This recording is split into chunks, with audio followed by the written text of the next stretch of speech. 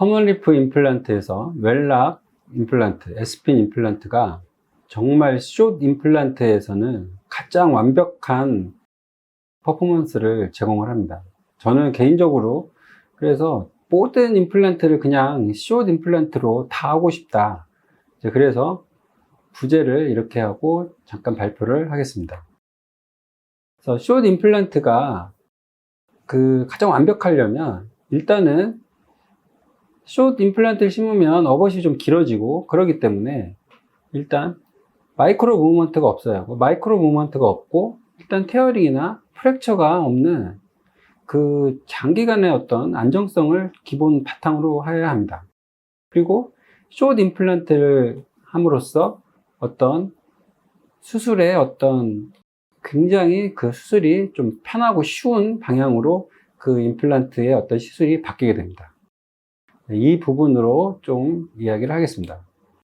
좀 임상 위주로 이야기를 하겠습니다. 우리가 통상적으로 이제 17번 이런 경우에 이렇게 좀 치주질환이 16과 동반해서 이렇게 많이 망가진 경우에 발치를 하고 2달, 3달 기다려도 생각보다 다시 열어보면 뼈가 생각보다 별로 이렇게 많이 차오르지 않습니다. 그러면 제가 이제 나중에 또 추가적으로 세미나 연재 주제도 있겠지만 발치 즉시 임플란트나 아니면 이런 식으로 한 2~3달 후에 이게 심한 치조골에 어떤 손상이 있는 케이스를 들어갈 때 물론 여기를 GBR을 하고 그렇게 하고 뼈 이식을 하고 나서 식림을 하면 좋겠지만 여기 7번에 GBR을 하는 게 사실은 보통 어려운 문제가 아니죠. 테크닉 센시티비티도 심하고 그럴 때 제가 이제 말씀드리는 건 발치를 하고 이제 치유가 된 상황에서 한 2~3개월 정도 아직도 뼈가 다 되어 있지는 않죠. 그러면 임플란트가 놓일 자리를 중요하게 생각하는 거죠. 그래서 숏 임플란트를 연조직이 침범하지 않을 부위에 숏 임플란트만 두고 나중에 어벗을 좀 길게 뽑아서 보철을 한다. 이런 개념으로 하게 됩니다. 그래서 지금 이 부위에 숏 임플란트를 그냥 좀 깊게 넣어둔다. 이런 개념으로 그 부위에 이렇게 넣어두는 거죠. 플랩을 열고 보면 생각보다 이렇게 텅 빈 것 같은 이런 양상이죠. 그래서 좀 더 깊게 하고 나온 자가골, 이런 뼈에서도 약간 뜯어내고 해서 자가골을 위에 덮고 마무리를 하게 되는 거죠.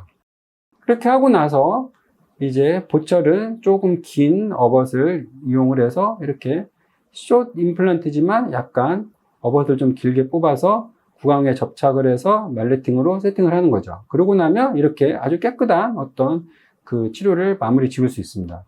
이렇게 하면 정말 어떻게 보면 좀 간단하게 이게 복잡한 시술을 하지 않고도 만족할 만한 결과를 얻을 수 있습니다. 거의 비슷한 케이스입니다. 이 보면 발치를 하고 2~3개월이 지났지만 이쪽 협측에서 이렇게 꺼진 듯한 양상이 보이는 거죠.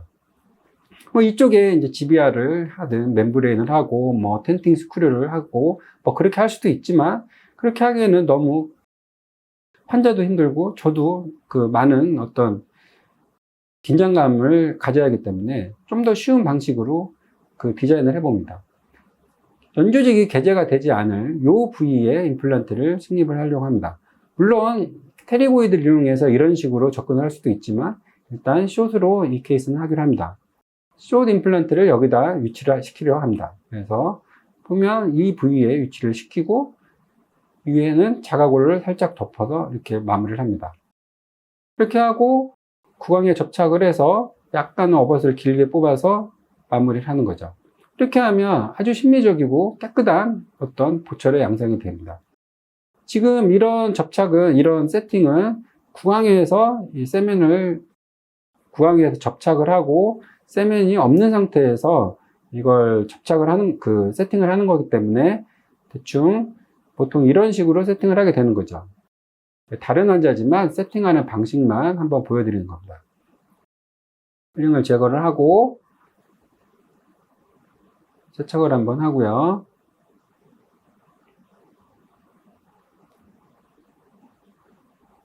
구강에서 접착한 커스텀과 보철물을 접착을 해서 세민을 제거하고 나서 세팅을 하고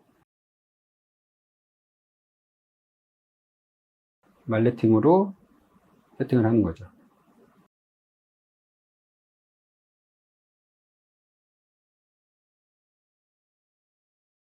정말 쉽게 이런 케이스를 정말 쉽게 아주 간단하게 마무리 지을 수 있는 어떤 임플란트의 방식입니다.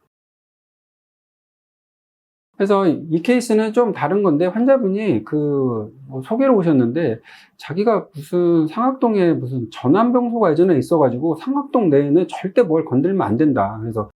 그래서 뭐 가능하겠냐. 그래서 여기와 여기에 숏 임플란트로 그렇게 하려고 합니다. 그래서 정확히 숏 임플란트를 뭐 이런 경우에는 또 깊게 안 하고 상악동으로 또 침범을 할 수가 있으니까 깊게 하지 않고 정확한 이분한 위치 정도로 해서 임플란트를 식립을 하였죠. 식립을 하고 이분한 위치로 식립을 하였죠. 그런데 이 환자의 문제가 보면 구치부에서 이게 이제 하악 7번이 이제 올라와서 교합 고경이 굉장히 없다는 거죠. 이런 케이스에서 원바디 형태의 포스트 크라운 형태로, 원바디 형태로 교합면까지 전부 다 한 덩어리 형태로 티타늄으로 이렇게 커스텀화된 원바디형 보철물을 만들 수 있습니다. 그래서 이렇게 하고 앞에는 커스텀하고 보험 임플란트 PFM을 시작을 했죠. 이렇게 함으로써 좀 간단하게 마무리되었죠. 지금 이 뒤에 이런 상태는 쉽게 말해서 원바디 형태, 그러니까 픽스처와 어벅과 보철물이 그냥 원바디 임플란트의 형태로 마무리된 거나 마찬가지죠. 왜 그러냐면 이 두 개가 결합을 하게 되면 마이크로 무브먼트가 없는 한 덩어리로 변환이 되기 때문이죠. 그래서 이런 것은 이거는 이제 다른 앤데, 하악에서도 이렇게 굉장히 낮은 경우에 이렇게 원바디 형태로 보철물을 만들어서 티타늄으로 원바디 형태로 만들어서 이런 식으로 체결을 하면 가장 완벽한 어떤 픽스처와 어벅과 보철물 한 세트, 원바디 형태로 이런 마무리를 할 수 있는 거죠. 그래서 아까는 딜레이 타입에서 뼈가 좀 없는 허당이 된 케이스를 말하는 거지만, 저는 그래서 숏 임플란트를 발치 직시에서 많이 사용을 합니다. 이런 경우에 사실 27번을 발치를 하고 임플란트를 연조직이 개지되지 않을 이 부위 정도에 식립을 하려고 합니다. 발치를 하고 대신 내부의 연조직은 되도록이면 내부의 연조직은 블레이드로 깨끗이 걷어내고 저 안에 임플란트를 식립을 하고 그 다음에 큐탄으로 놓고 그 다음에 봉합을 하죠. 이렇게 하고 차후에 보철을 이렇게 올리게 되죠. 그래서 어벗이 좀 긴 형태로 이렇게 되지만 차후에 치조골의 재생은 아주 안정적으로 되게 되죠. 이렇게 길게 이렇게 어벗을 뽑아낸다 하더라도 이 임플란트가 전혀 롱텀으로 문제가 되지 않습니다. 이 어벗과 임플란트가 서로 결합이 되게 되면 마이크로 무브먼트가 없는 원바디의 어떤 형태로 되기 때문에 뼈가 올라올 수 있을 만큼 최대한 올라오게 됩니다. 이 환자는 제가 17년, 18년 전에 했던 케이스인데, 그때 이렇게 젊은 아가씨가 왜 이렇게 일을 망가뜨려서 왔는지, 어떤 치주 치료를 하고, 치주 치료를 여기까지 하고, 이 상황에서 정말 어렵게 치주 치료를 해서 깨끗한 상황을 만들어 놓고, 임플란트를 식립을 했죠. 이게 한 17년, 18년 전인데, 이렇게 해서 18년 정도에 지나서 이게 한번 빠져서 오신 거죠. 그러면 보시면은, 여기 27번, 그리고 이것도 18년 정도 지났지만 아주 양호한 양상을 보이게 되는 거죠. 그래서 임상 사진으로 보면 18년 정도가 지났지만 구체적으로 아주 양호한 양상을 보이고 있죠. 그래서 CT상으로 보면 숏 임플란트가 상악동 내에서도 아주 안정적으로 유지되는 양상을 보이고 있습니다. 숏 임플란트에서 지금 보면 이 환자는 딱 10년 전에 오셔가지고 이를 빼고 겁이 너무 많아가지고 이걸 빼고 한 1년 반 정도로 안 오시다가 그 다음에 오신 거예요. 오셔가지고 이 부위에 5에 6 숏 임플란트를 식립을 했죠.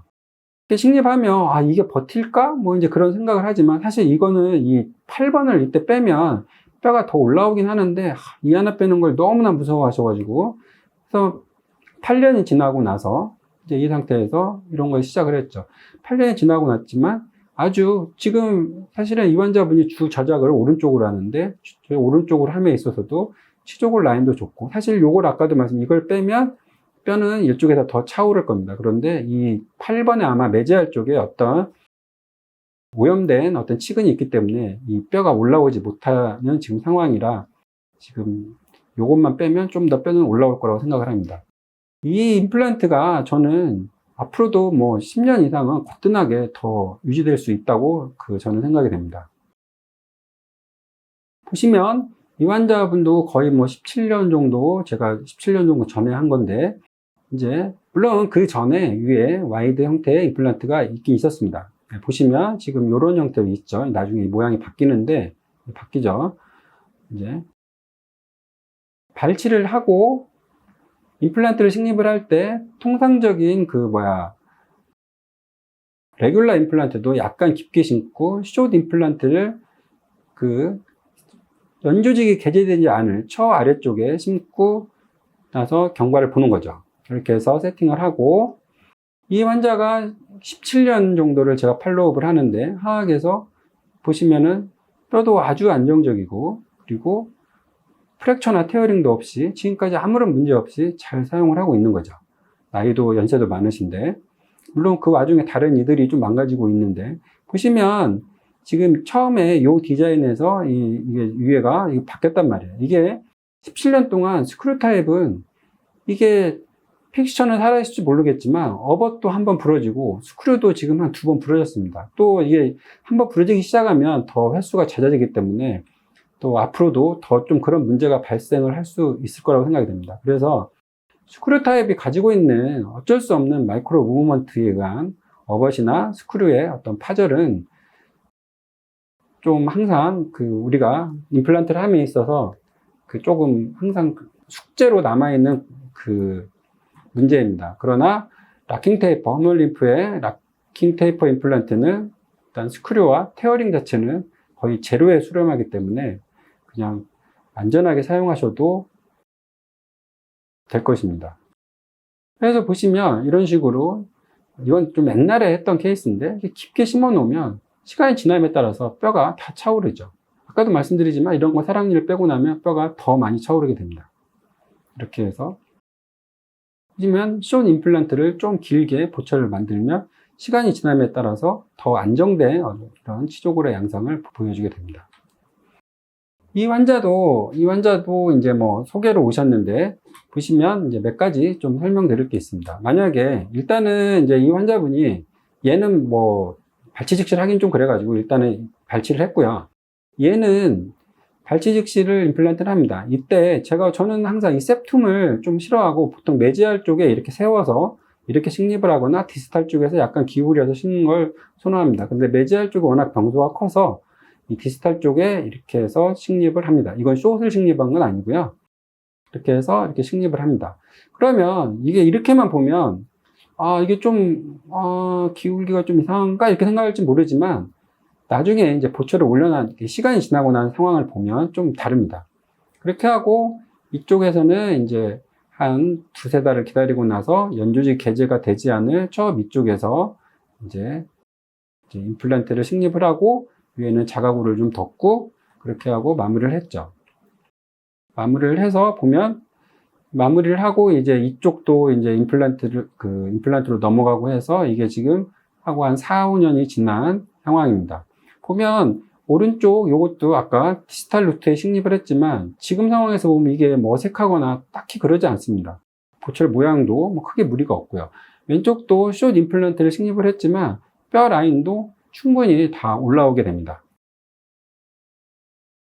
그래서 제가 이제 말씀드리는 건 숏을 항상 깊게만 심고 이제 그런 거냐. 그래서 제가 이제 부제로 말씀드렸지만 그냥 다 숏을 하고 싶다. 숏이 워낙 뭐 애우가 좋고, 그리고 숏하고 레귤라하고 아무런 길이의 차이에서 생기는 롱텀적인 데이터적인 차이가 전혀 없고, 오히려 숏이 더 문제가 없는 상황 같이 저는 좀 느껴지는 생각도 좀 있습니다. 그래서 이런 경우에 이제 뭐 37번을 발치 즉시를 하죠. 발치 즉시를 하면 디스탈 쪽으로 이렇게 얘를 걷어내고 이렇게 심을 거냐, 아니면 메지알 쪽으로 심을 거냐. 그러면 아까도 저는 septum은 싫어하고, 그래서 발치를 하고 메지알 쪽을 이용을 해서 저속 드릴로 이제 확대를 시키죠. 그러면 저속 드릴에 의해서 이제 깎여나간 본들이 뒤쪽으로 좀 밀려 나가면서 이쪽으로 식립을 하게 되죠.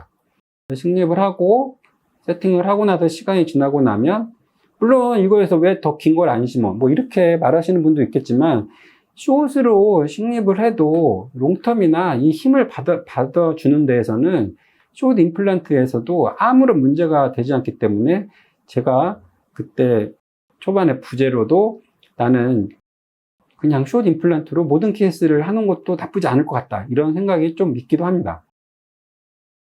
그래서 이제 요거는 이제 46번 이제 발치 즉시를 하게 됩니다.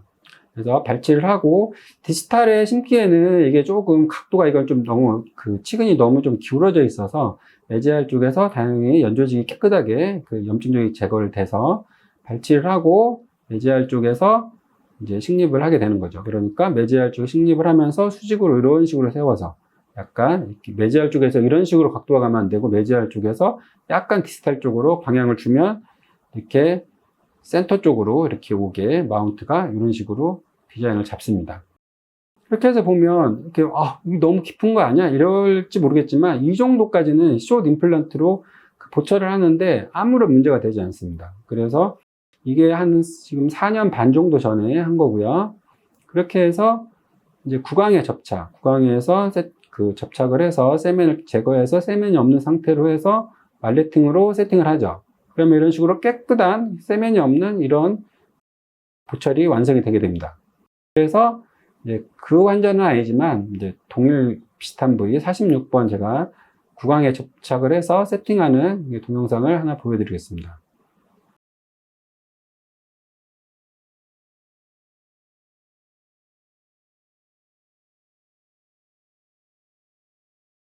필링을 제거를 하고 간단히 세척을 하고요. 요즘에는 이제 스캔이 워낙 컨택에 대한 어떤 오차가 없이 잘 나오기 때문에, 이제 뭐 그냥 기공소에서 거의 이렇게 세팅까지 다 해가지고 붙여서 오는 경우들도 있습니다. 이렇게 하고 말레팅을 하고, 세팅을 하고 나서 추가적인 교합 조정은 조금 하게 됩니다.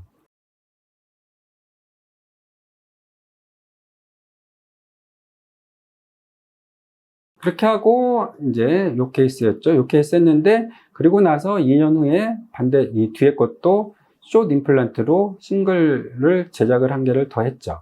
보시면 이게 교환면에 홀이 없는 양사형이기 때문에, 우리가 항상 뭐 홀 때문에 이것저것 스크류 타입은 홀 처리도 좀 복잡하고, 홀이 뭐 항상 뭐 좀 이렇게 파이거나 이런 것들에 대한 불편감도 없고, 아주 깨끗한 이런 양상의 보철물과 환자분이 오히려 더 저작 효율이 높은 어떤 보철물을 만들 수 있습니다.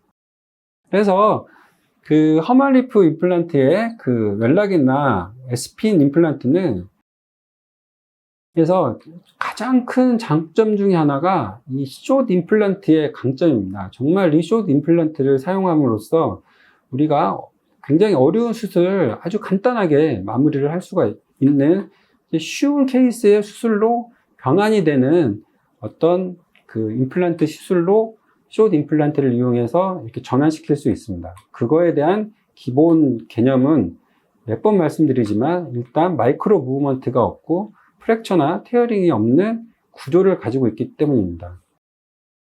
그래서 지금까지 허멀리프의 가장 완벽한 숏 임플란트에 대해서 발표를 하였습니다.